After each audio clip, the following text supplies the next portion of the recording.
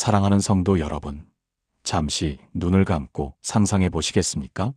여러분의 어깨 위에 무거운 짐이 하나씩 얹혀지는 모습을 말입니다. 직장에서의 스트레스, 자녀 교육 문제, 경제적인 압박, 건강에 대한 염려, 관계의 상처들. 하나하나가 얼마나 무겁습니까? 어느새 우리는 그 짐들의 무게에 짓눌려 허리가 굽어지고 숨쉬기조차 힘들어집니다. 지난 2024년 11월 서울 강남구에 사시는 김은희 집사님께서 저에게 이런 고백을 하셨습니다. 43세의 워킹맘이신 그분은 매일 아침 출근길에 가슴이 답답해서 숨을 제대로 쉴 수가 없었다고 합니다. 회사 업무는 늘 촉박했고 중학생 아들의 학업 문제로 밤잠을 설쳤으며 시어머니의 건강까지 악화되면서 그분은 완전히 한계에 부딪혔습니다. 목사님, 저는 매일 기도했어요. 그런데 왜 이 짐들이 가벼워지지 않을까요? 그분의 눈에는 깊은 좌절이 담겨 있었습니다. 여러분도 혹시 이런 경험이 있으시지 않습니까? 열심히 기도하는데도 짐은 그대로이고 오히려 더 무거워지는 것 같은 느낌 말입니다. 우리는 하나님께 우리의 짐을 맡기라는 말씀을 수없이 들었지만 정작 어떻게 맡겨야 하는지는 잘 모릅니다. 그런데 놀랍게도 예수님께서 우리에게 직접 가르쳐 주신 주기도문 안에 짐을 내려놓는 구체적인 방법이 숨어 있었습니다. 베드로전서 5장 7절은 이렇게 말씀합니다. 너희 염려를 다 주께 맡기라 이는 그가 너희를 돌보심이라. 그렇습니다. 맡기는 것은 단순히 하나님께 우리의 문제를 말씀드리는 것이 아닙니다. 그것은 단계가 있고 과정이 있으며 영적인 훈련이 필요한 일입니다.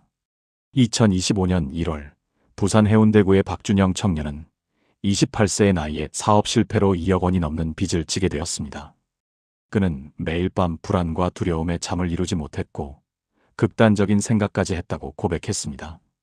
그러다 한 새벽 기도회에서 주기도문을 한 구절씩 묵상하며 기도하기 시작했고 그 과정에서 놀라운 변화를 경험했습니다. 오늘 우리는 함께 주기도문 속에 담긴 맡김의 3단계를 발견하고 어떻게 우리의 짐을 진정으로 하나님께 내려놓을 수 있는지 배워보려 합니다. 이것은 단순한 이론이 아닙니다. 2000년 전 예수님께서 제자들에게 그리고 오늘 우리에게 주신 실제적이고 구체적인 영적 처방전입니다. 사랑하는 성도 여러분, 지난주 수요기도회가 끝난 후였습니다. 43세 이수진 집사님이 상담실 문을 조심스럽게 두드렸습니다. 서울 강남구에서 중견 IT 기업의 팀장으로 일하시는 분이었는데 평소 밝던 얼굴에서 생기가 완전히 사라져 있었습니다. 목사님, 저는 왜 기도해도 마음이 편해지지 않을까요? 아침에 일어나면 가슴부터 답답하고 회사 가는 지하철 안에서도 계속 걱정이 머릿속을 맴돕니다. 밤에 기도하면서 주님께 다 맡긴다고 말씀드리는데 잠자리에 누우면 또 같은 생각들이 떠올라서 새벽 3시까지 뒤척입니다. 수진 집사님은 최근 회사에서 대규모 구조조정 소문이 돌면서 극심한 불안에 시달리고 계셨습니다. 두 아이의 학원비, 부모님 병원비, 아파트 대출금까지 생각하면 잠을 이룰 수가 없다고 하셨습니다. 목사님, 성경에서는 염려하지 말라고 하시잖아요. 그런데 염려하지 않으려고 애쓰면 애쓸수록 더 조바심이 납니다. 기도는 매일 하는데 왜 제 마음은 평안하지 않을까요? 믿음의 가족 여러분, 이 질문은 비단 수진 집사님만의 고민이 아닙니다. 작년 2024년 한국교회연구원의 조사에 따르면 한국 기독교인의 72%가 기도 후에도 불안이 지속된다고 응답했습니다. 우리는 주님께 맡기라는 말씀을 수없이 들었지만 정작 어떻게 맡겨야 하는지는 잘 모릅니다. 부산 해운대구에 사시는 58세 김철수 장로님도 비슷한 경험을 나누셨습니다. 30년 운영하던 자영업체가 코로나 이후 매출이 급감하면서 폐업 위기에 처했을 때 매일 새벽 기도를 나가셨지만 기도 시간 내내 머릿속으로 대출 상환 계획과 직원 해고 문제만 계산하셨다고 합니다. 기도하면서도 기도가 안 됐어요. 입으로는 주님께 맡긴다고 했지만 실제로는 제가 모든 걸 쥐고 있었던 거죠. 예수님께서 가르쳐 주신 주기도문에는 우리가 놓치고 있던 중요한 비밀이 숨어 있습니다. 우리에게 일용할 양식을 주시옵고라는 이 짧은 기도 속에 하나님께 짐을 맡기는 단계적 과정이 담겨 있습니다. 오늘 이 시간 우리는 주기도문을 통해 진짜 맡김이 무엇인지, 어떻게 우리의 무거운 짐을 내려놓을 수 있는지 함께 배워보려 합니다. 수진 집사님의 떨리는 목소리를 들으며 저는 지난 20년간 목회 현장에서 만난 수많은 성도들의 얼굴이 떠올랐습니다. 그분들 모두 한결같이 기도는 하는데 마음이 편하지 않아요 라고 고백하셨습니다. 기도 후에도 가슴속 돌덩이는 그대로였고 주님께 맡겼다고 말하면서도 다음 순간 다시 그 짐을 움켜쥐고 있었던 것입니다. 믿음의 가족 여러분, 저는 수진 집사님께 조용히 여쭤봤습니다. 집사님, 기도하실 때 주로 어떤 내용으로 기도하세요? 그분은 잠시 생각하시더니 대답하셨습니다. 제 상황을 주님께 말씀드리고 제발 회사에서 잘리지 않게 해달라고, 아이들 학비 걱정 없게 해달라고 간절히 부탁드립니다.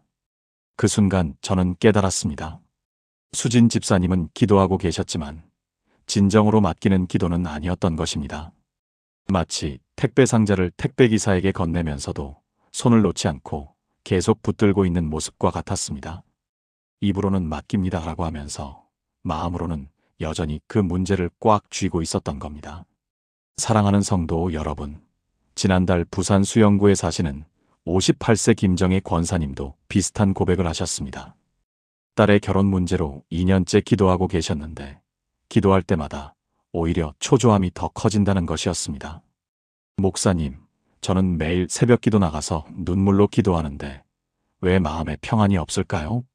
혹시 제 믿음이 부족한 건가요? 그분의 눈빛에서 저는 깊은 좌절감을 읽을 수 있었습니다. 신앙생활 30년 차였지만 기도와 맡김 사이의 차이를 아직 경험하지 못하셨던 것입니다. 기도는 열심히 했지만 그 기도 속에서 진정한 항복과 위탁이 일어나지 않았던 겁니다. 여러분, 우리는 종종 기도를 하나님께 드리는 요청 목록처럼 생각합니다. 마치 온라인 쇼핑몰에 주문서를 넣듯이 우리가 원하는 것들을 나열하고 응답을 기다립니다. 하지만 주기도문이 가르쳐주는 기도는 전혀 다른 차원입니다. 예수님께서 이렇게 기도하라고 가르쳐주신 그 기도 속에는 우리의 무거운 짐을 진정으로 내려놓는 비밀이 숨어 있습니다. 수진 집사님께 저는 마태복음 6장 9절부터 시작되는 주기도문을 펼쳐 보여드렸습니다. 집사님, 이 기도문을 보시면 예수님께서 가장 먼저 무엇부터 기도하라고 가르치셨나요? 수진 집사님은 성경을 들여다보시더니 조용히 읽으셨습니다.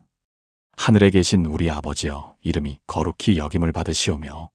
믿음의 가족 여러분, 바로 여기에 첫 번째 비밀이 있습니다. 예수님은 우리의 문제나 필요를 먼저 말하라고 가르치지 않으셨습니다. 오히려 가장 먼저 하나님을 바라보라고 하셨습니다. 하나님이 누구신지, 그분의 이름이 얼마나 거룩하신지를 먼저 고백하라는 것입니다.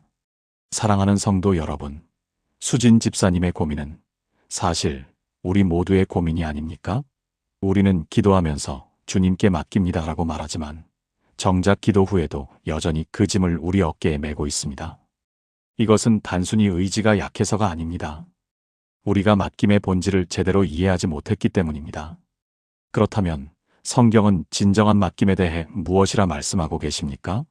놀랍게도 주님께서 직접 가르쳐주신 주기도문 속에 맡김의 비밀이 숨어 있습니다. 마태복음 6장 9절부터 13절까지 우리가 너무나 익숙하게 암송하는 이 기도문을 자세히 들여다보면 맡김에는 분명한 3단계가 있다는 것을 발견하게 됩니다. 첫 번째 단계는 하늘에 계신 우리 아버지라는 고백에서 시작됩니다. 믿음의 가족 여러분, 이 짧은 구절이 왜 중요할까요? 우리가 진정으로 하나님을 아버지로 인정할 때 비로소 맡김이 가능해지기 때문입니다. 세상의 아버지도 자녀의 문제를 외면하지 않는데 하물며 하늘 아버지께서야 어찌 우리를 돌보지 않으시겠습니까? 그런데 많은 성도들이 여기서 실수를 합니다. 머리로는 하나님을 아버지라 부르지만 마음 깊은 곳에서는 여전히 그분을 멀리 계신 재판관처럼 여깁니다. 2024년 부산 수영구에 사시는 58세 김영호 장로님이 이런 고백을 하셨습니다. 30년 신앙생활을 했지만 저는 하나님을 사랑의 아버지가 아니라 엄격한 상사처럼 대했습니다. 그러니 기도할 때마다 보고서 올리는 것처럼 긴장했고 맡긴다는 것이 불가능했습니다. 두 번째 단계는 아버지의 이름이 거룩히 여김을 받으시오며로 이어집니다. 사랑하는 성도 여러분, 이 구절의 핵심은 무엇입니까? 바로 우리의 관심이 나에게서 하나님으로 옮겨가는 것입니다. 진정한 맡김은 내 문제 해결이 아니라 하나님의 영광이 우선될 때 일어납니다. 지난해 대구 동구에서 작은 분식점을 운영하시는 47세 최정혜 집사님의 간증이 생각납니다. 코로나 이후 매출이 반토막 나고 빚이 8천만 원까지 불어났을 때 정혜 집사님은 매일 새벽 기도를 드렸지만 답답함만 커졌다고 합니다. 그런데 어느 날 기도 중에 이런 깨달음이 왔다고 합니다. 내가 지금 가게 살리기를 구하는 건가, 아니면 이 상황에서도 하나님의 이름이 영광받기를 구하는 건가? 그날부터 기도 제목이 바뀌었습니다. 주님, 이 어려움 속에서도 제가 정직하게 장사하며 주님의 이름을 빛내게 하소서. 그러자 이상하게도 마음의 평안이 찾아왔고 6개월 후 단골 손님들의 입소문으로 가게가 다시 살아났습니다. 세 번째 단계는 나라가 임하시오며 뜻이 하늘에서 이루어진 것 같이 땅에서도 이루어지이다입니다. 이것은 맡김의 완성입니다. 내 계획이 아니라 하나님의 뜻이 이루어지기를 진심으로 원할 때 우리는 비로소 모든 것을 온전히 내려놓을 수 있습니다. 시편 37편 5절은 이렇게 말씀합니다. 내 길을 여호와께 맡기라. 그를 의지하면 그가 이루시고. 여기서 맡기라는 히브리어 골렐은 굴려서 옮기다라는 뜻입니다. 믿음의 가족 여러분, 무거운 짐을 어깨에서 내려 굴려서 하나님께 옮기는 모습을 상상해 보십시오. 이것이 진정한 맡김입니다. 사랑하는 성도 여러분, 수진 집사님의 고백을 들으면서 저는 깨달았습니다. 우리가 기도할 때 주님께 맡깁니다라고 말하지만 실제로는 맡기는 것이 아니라 보고만 하고 있다는 사실을 말입니다. 마치 택배기사님께 짐을 건네주면서도 손을 놓지 않고 계속 붙잡고 있는 것과 같습니다. 주기도문을 깊이 묵상하면서 저는 진정한 맡김에는 세 단계가 있다는 것을 발견했습니다. 첫 번째 단계는 인정입니다. 하늘에 계신 우리 아버지여라는 고백은 단순한 호칭이 아닙니다. 이것은 내가 해결할 수 없는 문제를 해결하실 수 있는 분이 계시다는 고백입니다. 지난달 부산 해운대구에서 만난 58세 김정호 장로님은 30년 운영하던 인쇄소가 디지털 전환 시대에 문을 닫게 되면서 깊은 절망에 빠지셨습니다. 그런데 이 고백을 반복하면서 내가 모든 것을 책임질 필요가 없구나. 하늘에 계신 아버지가 계시는구나라는 깨달음을 얻으셨다고 합니다. 믿음의 가족 여러분, 두 번째 단계는 초점 전환입니다. 나라가 임하시오며 뜻이 이루어지이다는 기도는 내 계획에서 하나님의 계획으로 초점을 옮기는 것입니다.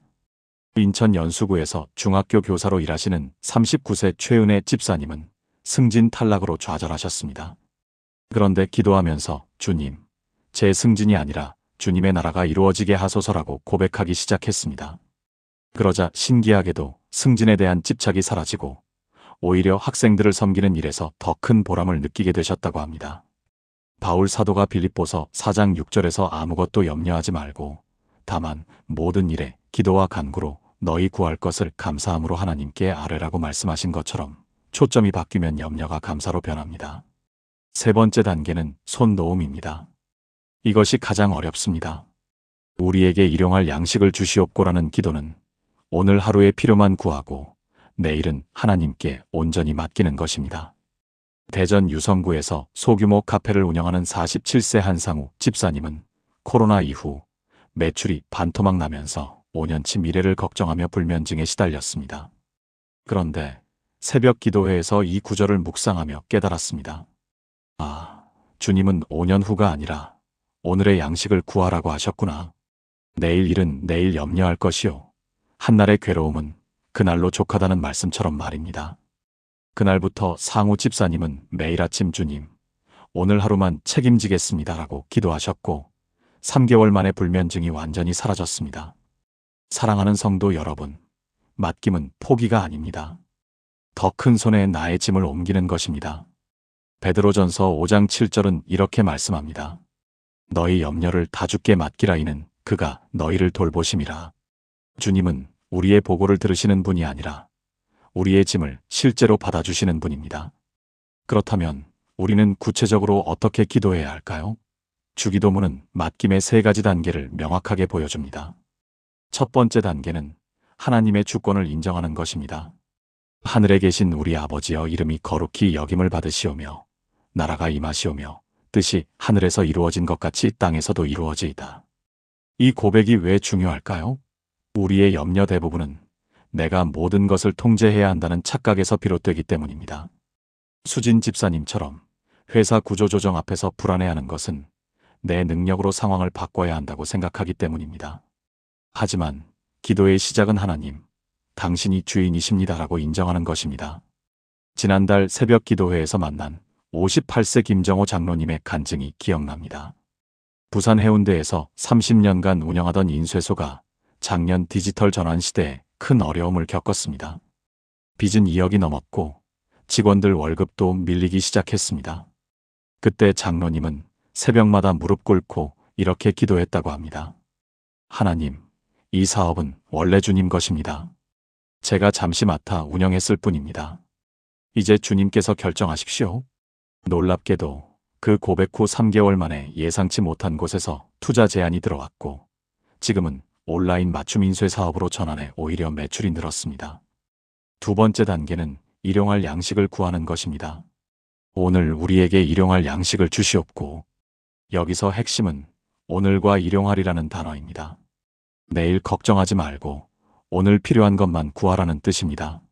마태복음 6장 34절에서 예수님은 그러므로 내일 일을 위하여 염려하지 말라. 내일 일은 내일이 염려할 것이요라고 말씀하셨습니다. 우리는 자주 6개월 후, 1년 후, 심지어 10년 후를 걱정하면서 기도합니다. 하지만 하나님은 오늘 하루의 은혜를 날마다 새롭게 주시는 분입니다. 인천 송도에 사시는 36세 황민지 집사님은 작년 9월 둘째 아이 출산 후 산후 우울증으로 힘들어 하셨습니다. 남편 사업이 어려워지면서 앞으로 아이들 교육비를 어떻게 감당할지, 집은 어떻게 마련할지 끊임없이 걱정했습니다.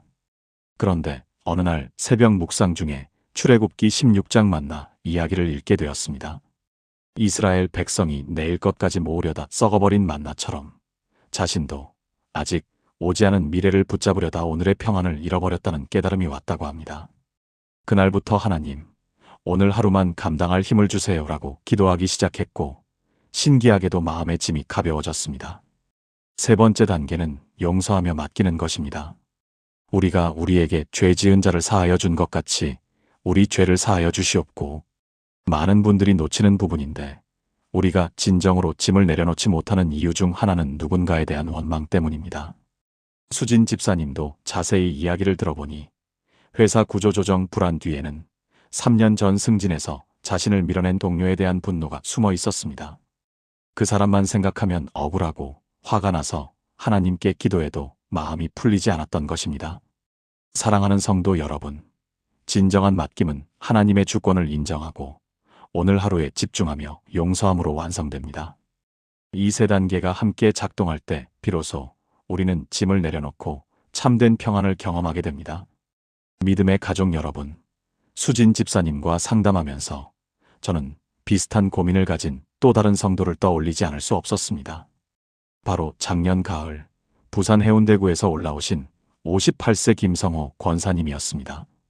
권사님은 30년을 다닌 은행에서 명예퇴직을 하신 후 작은 카페를 차리셨습니다. 처음에는 새로운 도전에 대한 기대감으로 가득했지만 개업 6개월이 지나도 손님이 거의 없었습니다.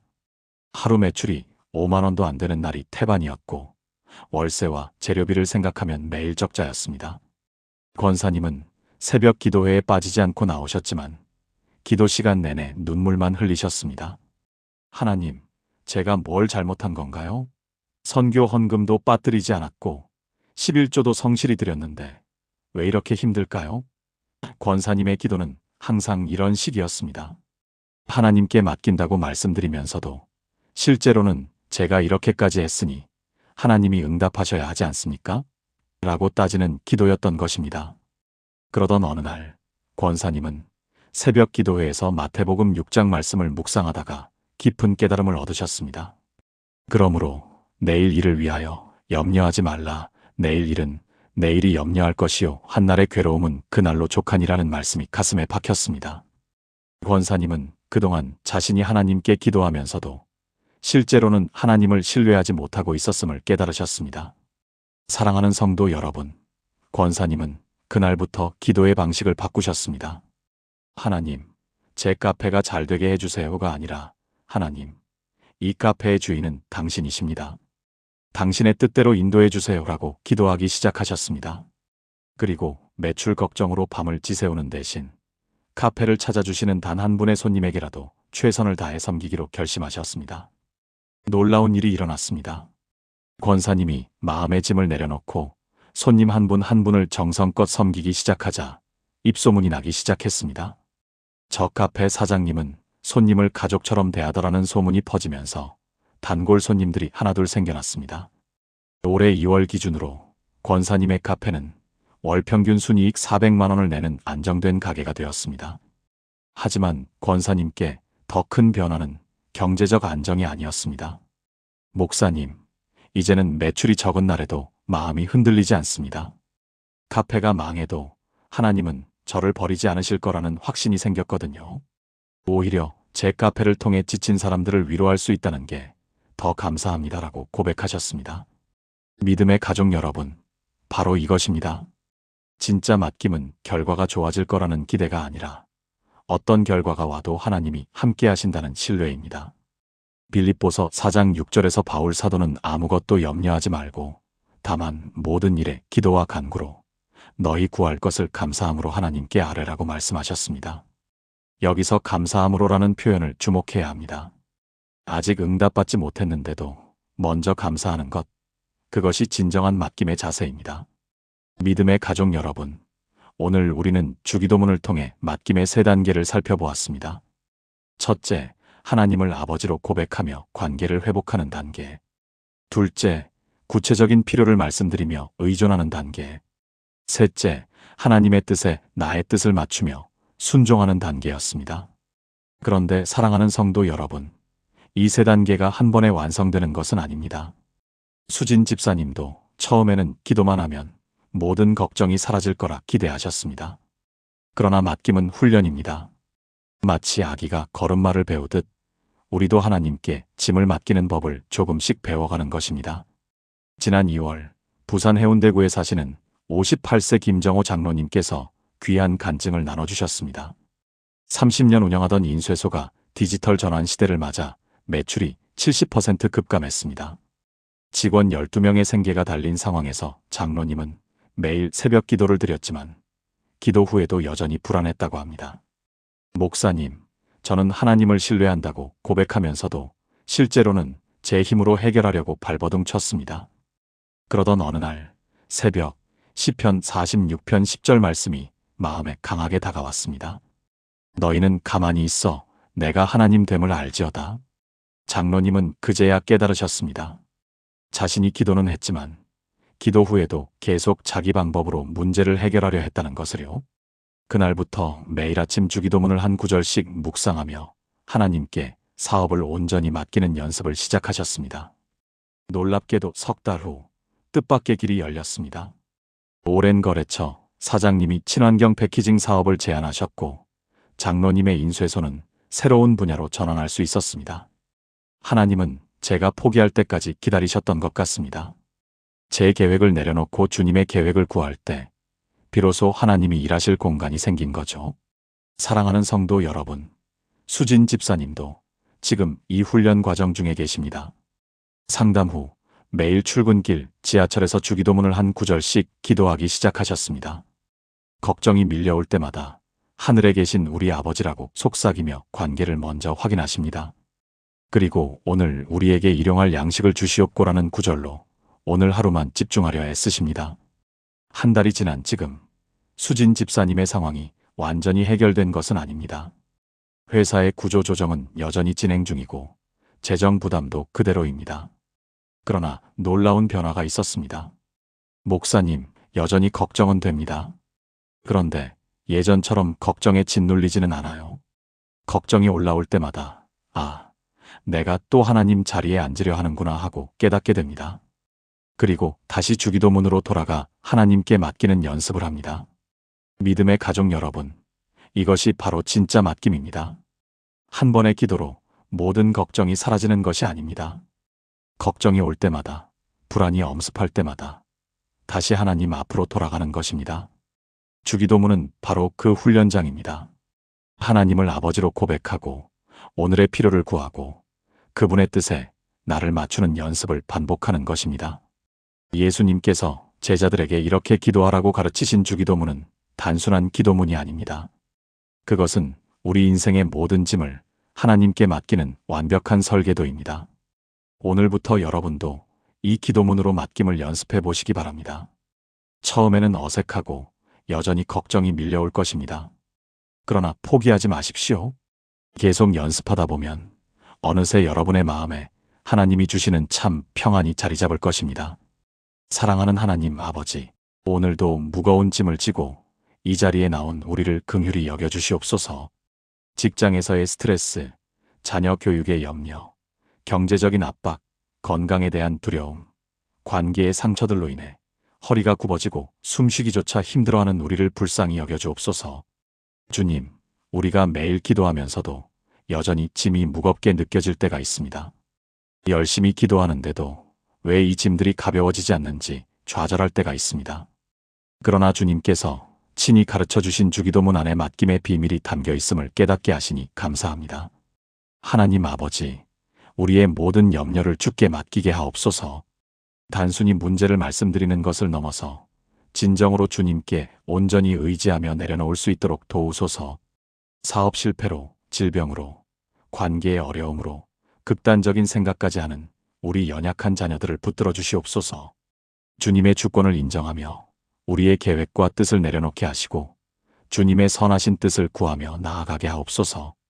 우리를 돌보시는 주님을 신뢰함으로 참된 평안과 자유를 누리게 하옵소서.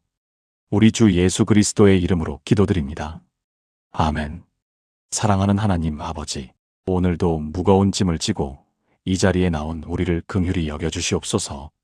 직장에서의 스트레스, 자녀 교육의 염려, 경제적인 압박, 건강에 대한 두려움, 관계의 상처들로 인해 허리가 굽어지고 숨쉬기조차 힘들어하는 우리를 불쌍히 여겨주옵소서. 주님, 우리가 매일 기도하면서도 여전히 짐이 무겁게 느껴질 때가 있습니다. 열심히 기도하는데도 왜 이 짐들이 가벼워지지 않는지 좌절할 때가 있습니다. 그러나 주님께서 친히 가르쳐 주신 주기도문 안에 맡김의 비밀이 담겨 있음을 깨닫게 하시니 감사합니다. 하나님 아버지, 우리의 모든 염려를 주께 맡기게 하옵소서. 단순히 문제를 말씀드리는 것을 넘어서 진정으로 주님께 온전히 의지하며 내려놓을 수 있도록 도우소서.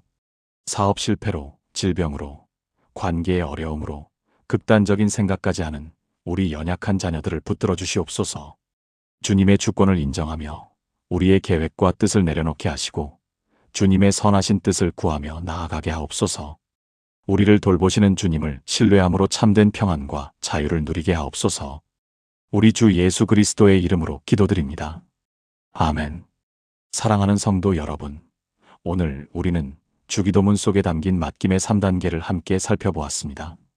하늘에 계신 우리 아버지께 나아가는 첫 단계, 그분의 뜻과 나라를 구하며 내 욕심을 내려놓는 두 번째 단계, 그리고 일용할 양식과 용서와 보호하심을 구하며 구체적으로 맡기는 세 번째 단계 말입니다.